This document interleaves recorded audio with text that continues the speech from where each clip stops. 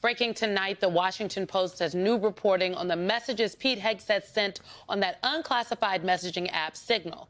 Quote, the Pentagon's independent watchdog has received evidence that messages from Defense Secretary Pete Hegseth's Signal account previewing a U.S. bombing campaign in Yemen derived from a classified email labeled secret/no foreign. People familiar with the matter said that directly contradicts claims from the Trump administration that Hegseth did not divulge classified information on the app. I will note for people, secret/no foreign means secret information, no foreign eyes. Ding, ding, ding! Duh! It was classified. Like, I'm sorry, sometimes we don't need an investigation. Some things we just know. But thank you to the watchdog in the Pentagon and the Washington Post for writing up what we all already knew. Look, Alicia, there's more of this coming.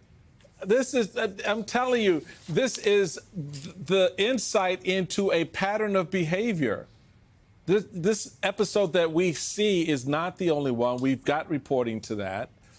It's just one of those things that I sit back and I'm just amused because you know when you open that bag and you look inside and you just see one thing sitting at the top, you think that's, no, you keep going. There's more inside. That's a Mary Poppins bag. There's so much more inside. That's it. You know, what struck me from this reporting is the fact that there were folks inside the Pentagon who really did try initially to do this the right way. So part of their reporting talks about the fact that you have a general who is the top commander overseeing U.S. military operations in the Middle East. And those strike plans were in a classified email, which was sent on the classified system, the secret Internet Protocol Router Network. Why do you have that?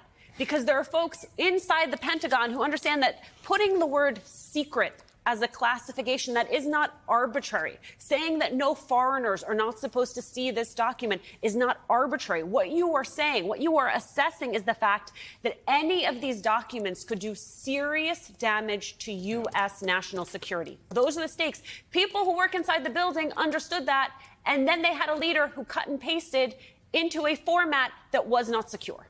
And Simone. And his wife. And his wife. He sent it to multiple chats, lest we forget. But to Simone's point, and you can address this because you worked in the White House. I worked in the federal government 100 years ago, so it was a different timeline. But the reality is, with that no foreign eyes, you're using a system in which all those foreign eyes can see it and read it.